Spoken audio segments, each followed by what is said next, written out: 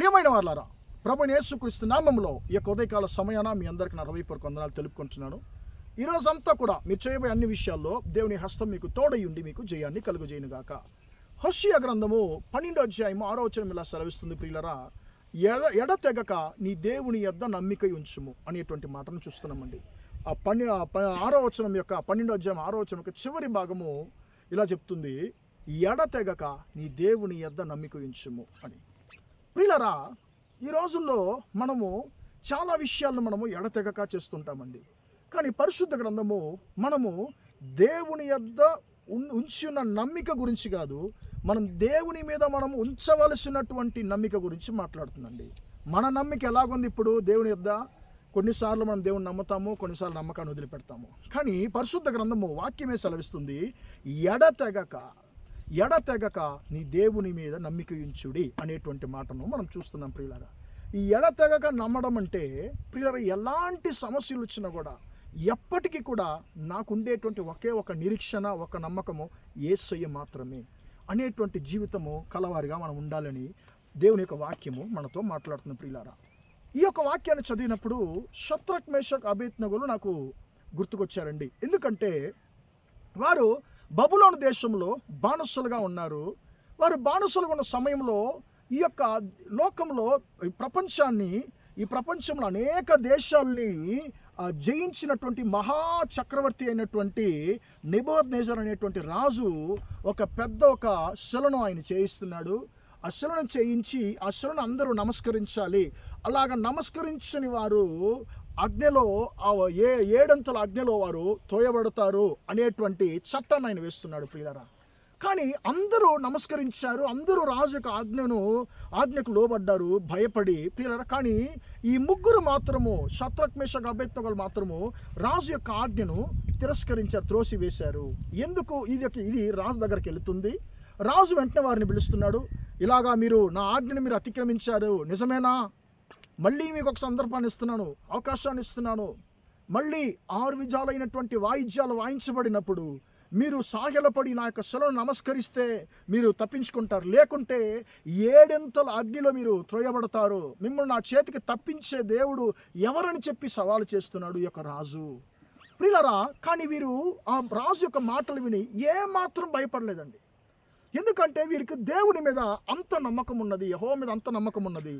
వెంటనే రాజా అని కూడా చెప్పలేదండి, ఆయన్ని పేరు పెట్టి పిలుస్తున్నారు. రాజు అయినటువంటి నెబుకద్నెజరు, నీకు మేము దీని గురించి జవాబు చెప్పడానికి మాకేం అవసరం లేదు. ఎందుకంటే మేము ఆరాధించేటువంటి దేవుడు, మేము ఎడతెగక ఆరాధించేటువంటి దేవుడు మమ్మల్ని తప్పించగలడు, మమ్మల్ని విడిపించగలడు, నీ చేతికి అగ్ని చేతికి మమ్మల్ని విడిపించగలడు అని దృఢంగా వారు తమ యొక్క విశ్వాస మాటలను అక్కడ వారు పలికేది మనం చూస్తున్నాం. ప్రియులారా, వెంటనే ఈ యొక్క రాజుకు కోపం వచ్చేసింది. ప్రియులారా, ఇప్పుడు ఒకే ఒక ఆప్షన్ మాత్రం ఉంది. ప్రియులారా, దేవుని యొక్క ఆజ్ఞ ఏంటి? నన్ను తప్ప వేరే ఏ దేవుని మీరు నమస్కరించకూడదని దేవుడు వారికి ఆజ్ఞ ఇచ్చున్నాడు ఇశ్రాయేలుకు. కానీ ఇక్కడ రాజు అంటున్నాడు, మీరు ప్రాణంతో ఉండాలంటే మీ దేవుని యొక్క ఆజ్ఞని కాదు, నా ఆజ్ఞకు మీరు లోబడాలి. ఇప్పుడు దేవుడా ప్రాణం అని వచ్చినప్పుడు వీరు దేవుని మీద ఆధారపడ్డారండి, దేవునే నమ్మారు. కాబట్టి ఏదైనా పర్వాలేదు, ప్రాణం ఉన్నా లేకపోయినా, ప్రాణం ఉన్నా పోయినా, అతను చంపివేసినా బ్రతికించినా పర్వాలేదు, మేము ఎడతెగక మా దేవుని మేము నమ్ముతామని చెప్పి ప్రియులారా వారు తమ యొక్క శరీరాన్ని అప్పగించారు. ఇప్పుడు ప్రియులారా, ఆ యొక్క కాళ్ళు చేతులు కట్టబడుతున్నాయి, బంధించి వారిని ఆ అగ్నిలో వేయడానికి తీసుకెళ్తున్నారు. ఒకవేళ ఆ అగ్నిలో వేసే భటులు వీరితో మాట్లాడుంటే ఏం మాట్లాడుంటారండి? ఒకవేళ, ఏంటయ్యా బాబు, అక్కడ చూడు 7 అగ్ని మండుతుంది, దగదగన మండుతుంది, అక్కడ వేస్తే ఒక 5 నిమిషాల్లో మీరంతా బూడిదైపోతారు, ఎందుకయ్యా ఇలాగ చనిపోతారు అన్యాయంగా, ఒక్కసారి రాజు దగ్గర క్షమాపణ అడిగి ఆ రాజు యొక్క శిలను మొక్కేసుకో, మళ్ళీ మీ దేవుని దగ్గర వెళ్ళి నువ్వు క్షమాపణ అడుకోవచ్చు కదా అని చెప్పి ఈరోజు మనం కూడా అదే చేస్తున్నామండి. చేసే పాపాలంతా చేస్తున్నాం. కొన్నిసార్లు మనము చాలా ధైర్యంగా మనము పాపాలు చేస్తున్నాము. ఎందుకంటే మన దేవుని దగ్గర మనం ఉపవాసం ఉండి క్షమాపణ అడుకుంటే దేవుడు క్షమిస్తాడని చెప్పి. ప్రియులారా, ఒక కఠినమైనటువంటి సందర్భంలో మనము పాపం చేస్తే దాన్ని ఖచ్చితంగా దేవుడు అంటే చేయలేని ఒక పరిస్థితుల్లో ప్రియులారా మనము ఆ పాపము చేస్తే దేవుడు ఒకవేళ దాన్ని క్షమిస్తాడేమో కానీ తెలిసి మనం ధైర్యంగా పాపం చేస్తే ఆ పాపానికి క్షమాపణ ఉంటుందా అనేటువంటిది ప్రశ్నే అండి.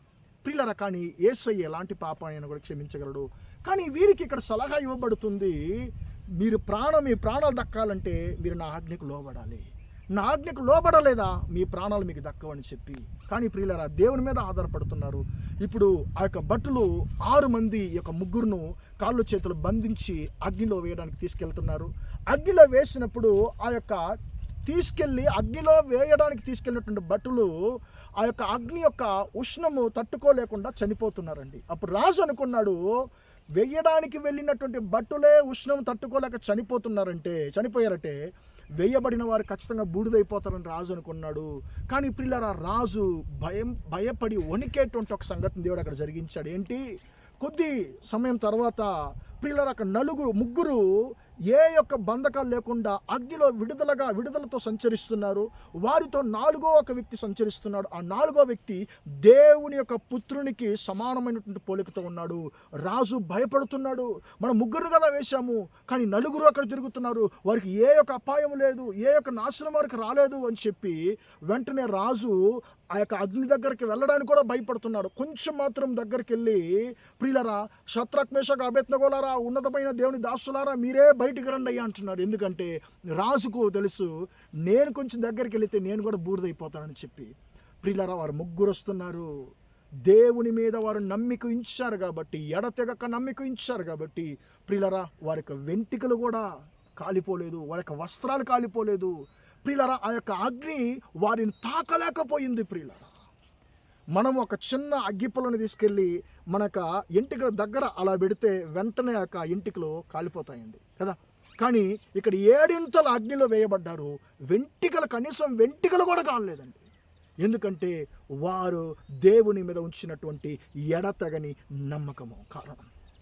ప్రియులారా, ఆ యొక్క ఎడతెగని నమ్మకము వారిని 7 అగ్ని నుంచి తప్పించింది. ప్రియమైన దేవుని బిడ్డ, నీ జీవితంలో నువ్వు దేవుని నమ్మిక ఉంచేటువంటి విధంలో నువ్వు ఎలాగున్నావు? నీ యొక్క నమ్మకము స్థిరం లేనటువంటి నమ్మకంగా ఉందా, లేకుంటే ఎడతెగక నువ్వు దేవుని నమ్ముతున్నావా, అన్ని సమయాల్లో దేవుని నమ్ముతున్నావా అనేటువంటి దాన్ని నువ్వే ఆలోచించాలి. అని అంటున్నాడు, నువ్వు ఎడతెగక నీ దేవుని మీద నమ్మిక ఉంచుము. ఎలాంటి పరిస్థితుల్లో అయినా కూడా పర్వాలేదు, లాభమైన నష్టమైన, చావైనా బ్రతుకైనా, సంతోషమైన దుఃఖమైన, నా దేవుని మీద ఎడతెగక నమ్మిక ఉంచుతాననేటువంటి ఒక నిర్ణయం మనకు ఉన్నప్పుడు ప్రియులారా, ఎలాంటి శోధనలు కూడా మనం ఏ మాత్రం కూడా జయించలేవు, తాకలేవు. షద్రక్ మేషక్ అబేద్నెగోల యొక్క జీవితంలో అలాంటి కఠినమైన పరిస్థితులు వచ్చినా కూడా ఎడతెగక వారిని దేవుని మీద నమ్మిక ఉంచారు కాబట్టి వారు రక్షింపబడ్డారు. చివరిగా ఏమైందంటే ప్రియులారా, వారు ఆ యొక్క బబులోను ప్రాంతంలో హెచ్చించబడినట్లుగా మనం చూస్తున్నాం. వారి యొక్క ఉద్యోగాలకి ప్రమోషన్ దొరికినట్లుగా చూస్తున్నాము. ప్రియమైన దేవుని బిడ్డ, ఇప్పుడు ప్రస్తుతం నువ్వు ఎదుర్కొనేటువంటి శోధనలు ఖచ్చితంగా నీకు అపజయం కాదు, నీకు జయాన్నే కలిగిస్తాయి. ఈ యొక్క శోధన నీకు హెచ్చింపులోనే ముగించబడుతుందని చెప్పి దేవుడు నీతో మాట్లాడుతున్నాడు. కానీ తెగక నీ దేవుని మీద మాత్రం నమ్మిక ఉంచు అని చెప్పి దేవుడు నీతో మాట్లాడుతున్నాడు. ప్రార్థన చేద్దామా? ప్రేమగల మా తండ్రి, దయగల దేవా, ఇంతవరకు ఈ మాటలు విన్న మీ బిడ్డలను మీరు దీవించండి, ఆశీర్వదించండి. ఎడతెగక నీ దేవుని యొద్ద నమ్మిక ఉంచమన్న మాట ప్రకారం తండ్రి, యేసయ్యా, మా జీవితంలో ఎలాంటి పరిస్థితులైనా కూడా ఈ షద్రక్ మేషక్ అబేద్నెగో లాంటి వాళ్ళే తండ్రి, వారి యొక్క 3 వలే తండ్రి, మేము మీ మీద నమ్మిక ఉంచే తండ్రి యొక్క జీవితాన్ని మాకు దయచేయమని ప్రార్థిస్తున్నాను. యేసయ్య నామములో ఈ యొక్క మాటలు వింటున్న ప్రతి ఒక్కరికి ఆ కృప మీరు దయచేయమని ప్రార్థిస్తున్నాను. ఈరోజంతా మీ బిడ్డలు చేసే అన్ని విషయాల్లో మీ హస్తం వారికి తోడయ్యండి, వారిని నడిపించమని యేసు నామములో ప్రార్థిస్తున్నాను తండ్రి. ఆమేన్, ఆమేన్. ప్రియులారా, దేవుడు మిమ్మల్ని దీవించి ఆశీర్వదించును గాక. Praise the Lord, praise the lord.